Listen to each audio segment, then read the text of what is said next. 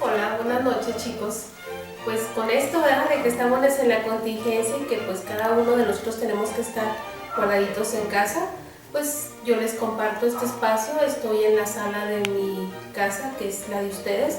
Y bueno, pues en este momento me dispongo a hacer una breve presentación de lo que sería un pequeño resumen del trabajo en torno a la cuarta unidad.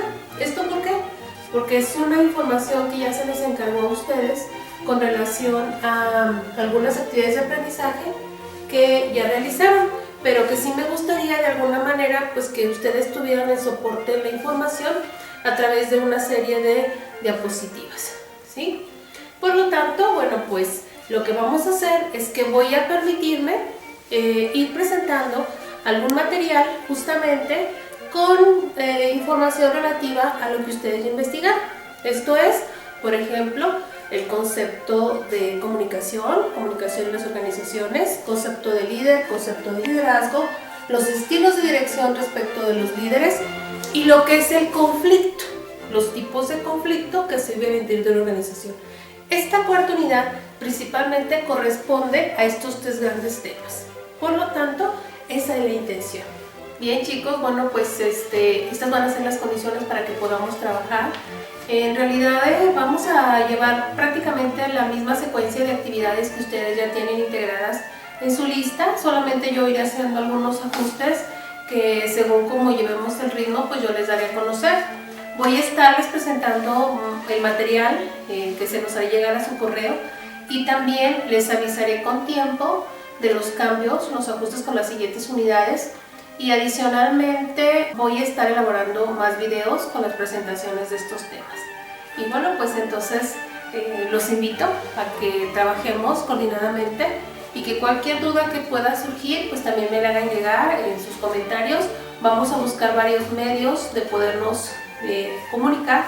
En este caso, bueno, pues puede ser a través de mi correo, a través de WhatsApp y también en un espacio que tendremos que ir integrando las actividades. Entonces, pues, a trabajar chicos, con toda la disposición. Ok chicos, bueno pues lo que vamos a revisar en esta cuarta unidad es comunicación, liderazgo y manejo de conflictos.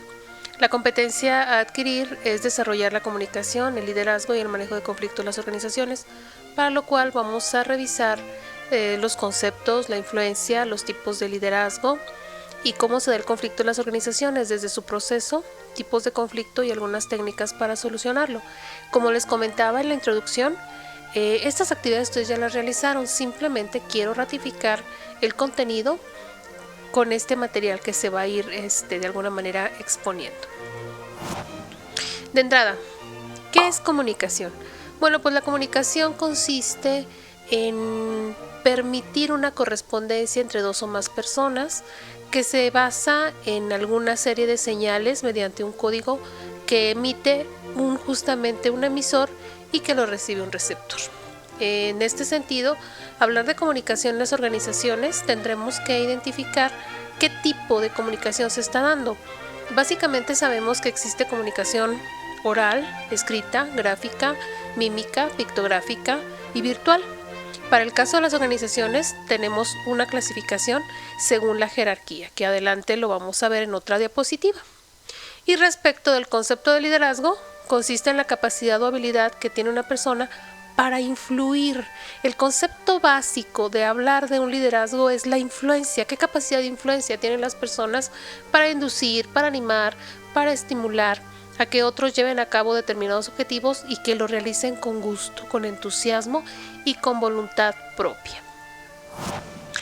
Tal y como les comentaba, la comunicación en las organizaciones se da a través de provocar o empatía entre las personas con quien se está llevando a cabo la comunicación. En este sentido, Robbins define en su libro del comportamiento organizacional que la comunicación es la transferencia y comprensión de significados. Es el uso del lenguaje, es el uso de la expresión a través de cumplir un control, una motivación, una expresión emocional o brindar una información. De tal forma que la comunicación es eficaz a través de controlar la conducta de los miembros y fomentarle en la motivación.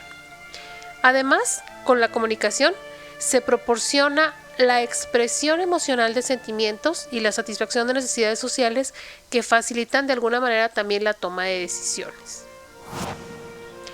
La comunicación se apoya de un proceso. Este proceso ustedes ya lo han visto, yo creo que desde el primaria, secundaria, en otros niveles, en donde se nos dice que comienza con un emisor, pasa por un código, se brinda un mensaje que se transmite a través de un canal. Este mensaje luego se decodifica para llegar al receptor. Todo esto en un entorno de un contexto y que se tiene que ir facilitando a través de una retroalimentación. Aquí lo que se tiene que cuidar también mucho es evitar el ruido, lo que en un momento más adelante veremos como barreras de la comunicación. De acuerdo a la comunicación en general, lo decíamos, puede existir comunicación oral, escrita o no verbal, en este sentido también llamada mímica. Lo entendemos, la comunicación oral es justamente la transmisión de mensajes a través de discursos en un encuentro de habla, de palabra, de dos personas o más que sostienen una serie de contenidos informáticos a través justamente de la palabra hablada. Lo que es la comunicación escrita, pues se puede hacer en el caso de un ámbito organizacional o institucional por medio de cartas, correos electrónicos, fax, algunas publicaciones, algunas convocatorias, en fin. Y de esta manera pues se hace una comunicación más mediatizada, más lógica y más clara. Para el caso de la comunicación no verbal, se refiere a cualquier tipo de expresión corporal, desde una mirada, una entonación, el énfasis que damos a las palabras, en fin, cualquier tipo de movimiento corporal y que muestre un cierto significado. De acuerdo a los tipos de comunicación en las organizaciones, vamos a encontrar la comunicación vertical u horizontal. En este sentido, puede existir también en la dirección descendente o ascendente. Si hablamos de descendente, es la que pasa de un nivel de un grupo de nivel inferior, como es de gerentes y jefes, a un nivel más inferior, como es el caso de los subordinados. Y la comunicación ascendente es a la inversa, la que viene de los subordinados hacia los jefes. Y en cuanto a la comunicación horizontal, es aquella que es del mismo nivel, en este caso de gerentes a gerentes, de personal de mismo rango a personal del mismo rango, de coordinadores a coordinadores, de personas auxiliares a auxiliares. Esto es de manera pues horizontal. Siempre que se desea hacer una comunicación es importante planear el mensaje, dando respuesta a las siguientes preguntas. ¿Cuál es el objetivo? ¿Quién lo va a recibir? ¿Cómo lo van a enviar? ¿Cuándo se va a transmitir? ¿Dónde se va a transmitir? Siempre que se planea esta comunicación, se da de manera más efectiva porque se cumple la intención de brindar el contenido informativo. Existen diversas barreras también que se pueden presentar, y ya lo decíamos desde que hablábamos en lo que es el proceso de la comunicación. Existen barreras, por ejemplo, barreras semánticas que tienen que ver con el significado de las palabras, el sentido que le estamos dando, es decir, la interpretación, problemas de interpretación, que tiene que ver a veces con el contexto cultural o que tiene que ver con lo que la gente en determinado momento quiere entender de lo que se le está diciendo, y eso genera una barrera. Barreras psicológicas son, por ejemplo, todo lo que tiene que ver con cuestiones de emociones ajenas al trabajo, en este caso timidez, explicaciones insuficientes, preocupaciones, en fin. Y bueno, para poder evitar estas barreras psicológicas es importante que las personas se entiendan a partir de una condición de empatía y que ubiquen exactamente qué es lo que quieren hacer comprender a los demás, y también evitar actitudes despóticas, críticas, o evitar cualquier tipo de daño en cuanto a generar ámbitos de apariencia física muy imponente o interrumpir a los demás, en fin. Respecto de barreras fisiológicas, es lo que tiene que ver con problemas en la expresión, como algunas personas que tienen limitantes para poder emitir palabra hablada.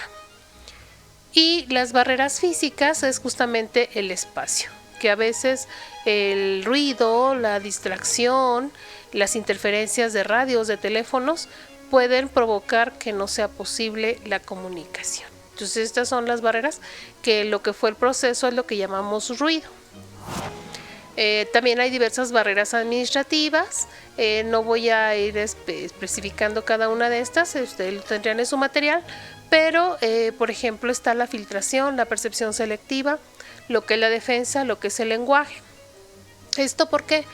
Porque también el emisor, perdón, en el momento en que estén llevando a cabo sus intenciones de comunicar un contenido, si no lo planean bien, se pueden provocar este tipo de barreras.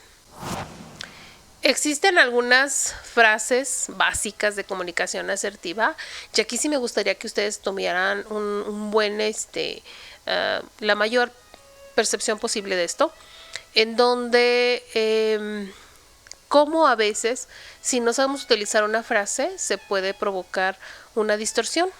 Entonces, cuando decimos ¿me entiendes?, estás provocando que la persona se haga sentir como si fuera torpe, que no comprende la información. Entonces la forma adecuada de decirlo es ¿me explico? O bien, mi opinión es mejor que la tuya. Esa frase afecta directamente también a la persona porque lo disminuye. Entonces la opción para hacer la comunicación asertiva sería ¿no será mejor sí? O bien, no estoy de acuerdo contigo.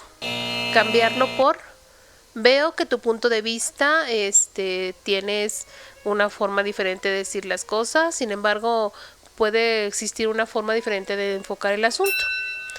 Todo es comunicación asertiva, por eso la invitación aquí a que ustedes traten de comprender cómo, si no utilizamos de manera adecuada la información, pues se pueden provocar las barreras que hace rato comentábamos, que pueden ser tanto barreras de tipo psicológicas como barreras semánticas, ¿sí? O bien cuando decimos no te creo, ¿sí? Mejor modificarlo por había escuchado algo así, pero tengo la idea de que las cosas son diferentes, ¿sí?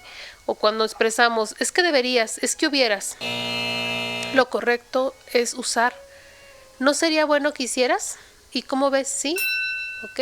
Entonces, bueno, son ejemplos de frases de comunicación asertiva que es importante que ustedes consideren. Ahora pasando al concepto de liderazgo, es el segundo concepto de esta unidad.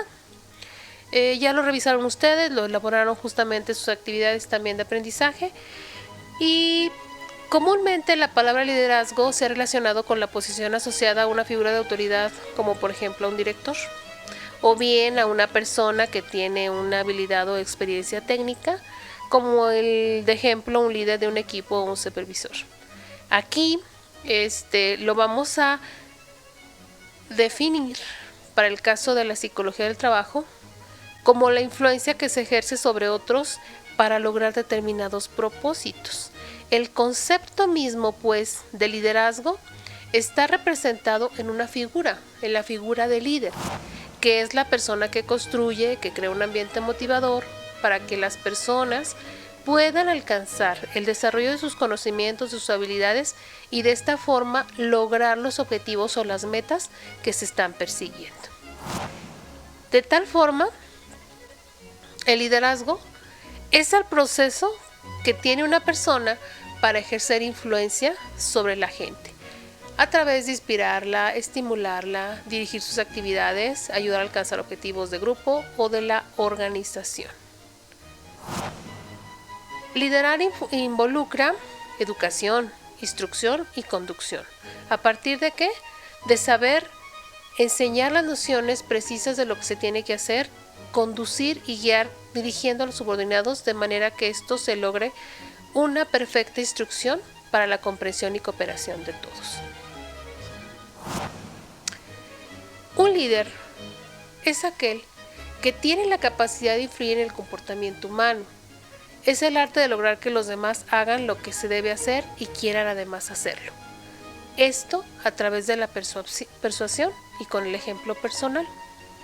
Un líder puede lograr que el objetivo de las personas llegue a trascender a través de saber conducir sus acciones, a través de descubrir el propósito, establecer el objetivo, asignar responsabilidades, orientar las planeaciones, indicar el recurso disponible, hacer una prosecución continuada de acciones, coordinación dinámica de progresos y evaluación del progreso logrado. Si sabes mucho de liderazgo y de crear un movimiento, vamos a ver cómo surge un movimiento en menos de 3 minutos y aprendamos algunas lecciones. Es obvio que un líder necesita valor para levantarse y parece ridículo, pero lo que hace es tan sencillo que es casi educativo. Un factor clave, que sea fácil de seguir. Ahora llega el primer seguidor, quien juega un papel esencial, muestra públicamente cómo hay que seguir. Mira cómo el líder lo acoge como un igual. Ya no está el líder solo, ahora son una pluralidad. Mira que llama a sus amigos para que se unan. El primer seguidor debe ser valiente, porque se debe enfrentar al ridículo. Ser el primer seguidor es una forma subestimada de liderazgo. El primer seguidor transforma a un loco en un líder. Si el líder es el pedernal, el primer seguidor es la chispa que enciende la llama. Aquí está el segundo seguidor, es el punto de inflexión. Es la prueba de que el primero lo ha hecho bien. Ahora no es un loco, ni son dos locos, ahora es una multitud y están ahí para decir algo. El movimiento debe ser público, y el público no debe ver solo al líder, es necesario ver a los seguidores, porque los nuevos seguidores emularán a los seguidores, no al líder. Ahora llegan 2 más y otros 3 inmediatamente, hemos conseguido el impulso. Es el momento crucial, ya tenemos un movimiento. A medida que se unen más personas, va desapareciendo el riesgo. Si antes se quedaban mirando, ahora ya pueden unirse, porque no van a destacar, no parecerán ridículos y formarán parte del grupo de moda si se dan prisa. En el próximo minuto verás al resto que decide ser parte de la multitud, porque serán ridiculizados si no se unen. Señoras y señores, así es como se crea un movimiento. Vamos a ver qué hemos aprendido. Si eres una versión del chico que baila completamente solo, recuerda la importancia de tratar a tus primeros seguidores como si fueran iguales. Que todo gira alrededor del movimiento, no de ti. Que sea en público, que sea fácil seguirte.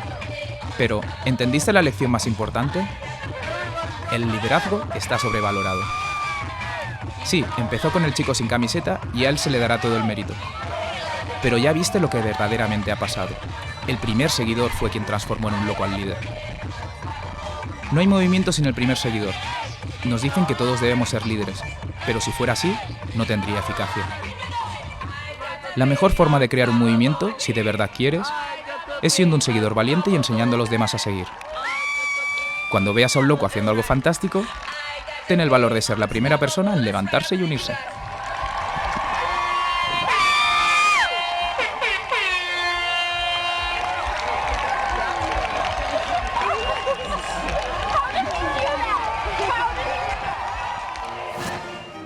Existen diversos tipos de dirección. ¿Qué es esto? Bueno, los diferentes tipos de líderes que vamos a poder encontrar en las organizaciones. Hay diversos tipos, ustedes ya lo investigaron, lo hicieron en sus actividades y que por cierto algunos de ustedes me manejaron bastantes ejemplos de líderes, pero aquí de manera concreta hay 5 grandes tipos que en realidad algunos de ellos están más latentes, como sería el de déjalo ser o pasivo, el paternalista, el autoritario, el democrático y el participativo. En cada uno de ellos vamos a encontrar diversas características. Por ejemplo, en el caso del autoritario, es aquel que tiende a centralizar la autoridad y a basar su poder legítimo como derecho a aplicar recompensas o coerción para administrar a los subordinados. Por lo tanto, es una persona castigadora, punitiva, dominante, justamente como dice su nombre, una persona autoritaria.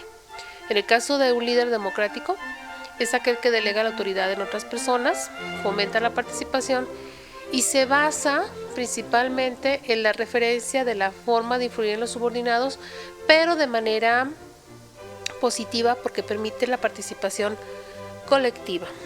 En el caso del líder pasivo o liberal, es aquel que no se interesa por el desarrollo del grupo, no ejerce ningún tipo de influencia ni dirección, no se involucra y por lo regular surgen líderes situacionales que emergen para conducir las acciones que este líder no cumplió.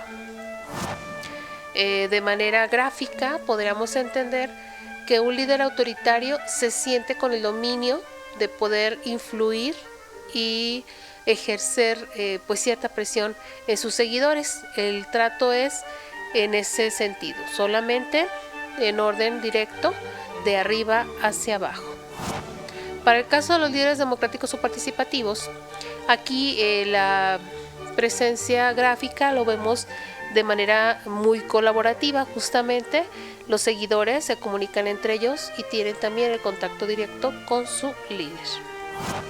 Y el caso del líder liberal o pasivo, ni hay influencia, ni hay colaboración, ni hay comunicación entre seguidores, total, que no hay un orden, no hay un establecimiento de acciones y por lo tanto, lo comentario que yo les hacía con anterioridad, que surgen líderes situacionales que tienen que atender de inmediato, pues quien pueda dominar eso que no se está haciendo por parte del líder. Y bueno, pues aquí un ejemplo para reír algunos tipos de jefes que no necesariamente son líderes, porque también hay que diferenciar lo que es un líder de un jefe. Pero que bueno, de ejemplo, ¿verdad? El negrero, que siempre trata a la gente como sus esclavos. El ogro, que siempre está de malas. El Burns, que es un tacaño amando poder. El jefe tipo Madre Teresa, que es pura bondad y buena onda, pero también esto provoca que hasta cierto sentido caiga en una cuestión de pasividad. El acosador o acosadora, que siempre anda tirándole los perros. El diablo, que hace de tu vida un infierno. El cepillín, que se hace el chistoso y que tienes que reírte de todo lo que dice y lo que hace, aunque sean puras tonterías. Y el Hulk, que es muy buena onda, pero cuando se enoja, verdaderamente se convierte en un monstruo, ¿sí? Esto, pues ustedes darán cuenta, chicos, en un espacio laboral que pues no estamos alejados de la realidad. Esto pasa y pasa con cierta frecuencia y bueno, pues desgraciadamente se tiene que trabajar con este tipo de actitudes. Llegamos ahora al tercer concepto de esta cuarta unidad y que refiere justamente a lo que es el conflicto. Ya lo investigaron, les agradezco mucho, me llegaron sus actividades de aprendizaje, sí tienen perfectamente una idea clara de lo que es esto, pero bueno, justamente en esta síntesis se los voy a volver a presentar. El conflicto es una situación de tensión en la que dos o más personas o grupos que dependen uno del otro y que se necesitan mutuamente empiezan a tener ciertas diferencias de opiniones, cierta diferencia en intereses, no tienen una misma intención y sus planos de acción pues van en contra. Por lo tanto, es importante identificar de qué manera se está presentando este conflicto. En concreto, un conflicto es una oposición potencial que presenta una diferencia de intereses de las partes, diferencias de comportamientos esperados sobre los observados y que por lo tanto esto está presentando un margen a manera de un conflicto organizacional. Podemos tener tres maneras de verle el conflicto.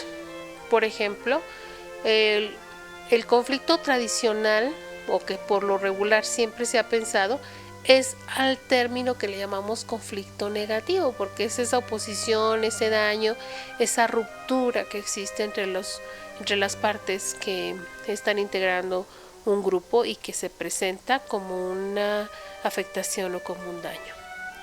Una segunda manera de ver el conflicto es el conflicto conductual. ¿Por qué? Porque es un conflicto que surge como un proceso natural, que en todo ámbito de grupo siempre va a existir hasta cierto sentido la necesidad de que se dé una ruptura en un determinado momento, porque es parte justamente de un proceso. O bien lo que sería un conflicto en el ámbito interaccional, es decir, aquello que diferenciamos como un conflicto funcional, porque alienta el surgimiento de conflictos, porque en su momento a veces es necesario romper con la estabilidad de alguna situación que ya no es sostenible mantener.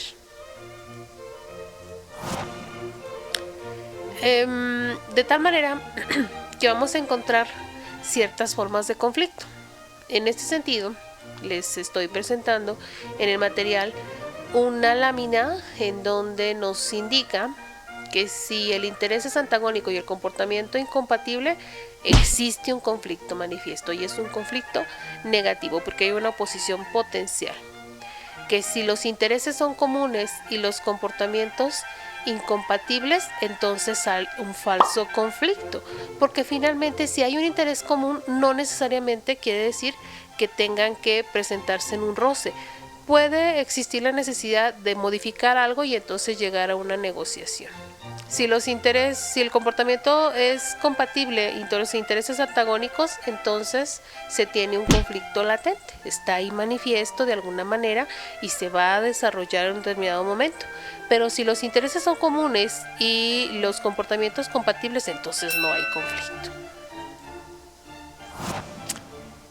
¿Qué es el conflicto funcional entonces? Es justamente cuando se visualiza como algo negativo y que por lo tanto debe evitarse o bien resolverse.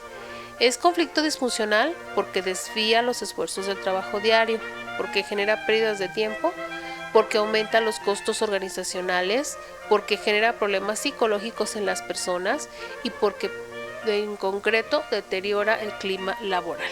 Esto efectivamente lleva una ruptura de comunicación, una ruptura de integración y por lo tanto, pues obvio, un problema latente. Se habla de conflicto funcional cuando hay un beneficio, cuando es necesaria la modificación de una situación y por lo tanto un conflicto funcional puede aumentar la motivación disponible, puede incrementar la capacidad de innovación porque provoca un cambio que es necesario, porque rompe con algo que ya no es sostenible, porque las personas pueden comprender mejor su posición ya que tienen que discutirla y fundamentarla y porque genera la modulación de equilibrios de poder. En todas las instituciones, en todas las organizaciones son necesarias las presencias de conflictos funcionales y esto es parte también de un ámbito de cambio necesario que la gente lo tiene que percibir de esa manera. Cuando ya se tienen ciertos vicios, ciertas costumbres que van generando indisposición de la gente para trabajar, es necesario provocar un conflicto. Esto es lo que llamamos conflicto funcional. A diferencia del conflicto disfuncional, que surge a veces por un chisme, por un rumor, por una mala interpretación y que por ende se genera una oposición potencial en diversas personas dentro de los grupos. Existen diversas etapas del conflicto. De entrada tendremos lo que es la oposición potencial. Aquí estamos hablando de lo que es el conflicto disfuncional, ¿sí?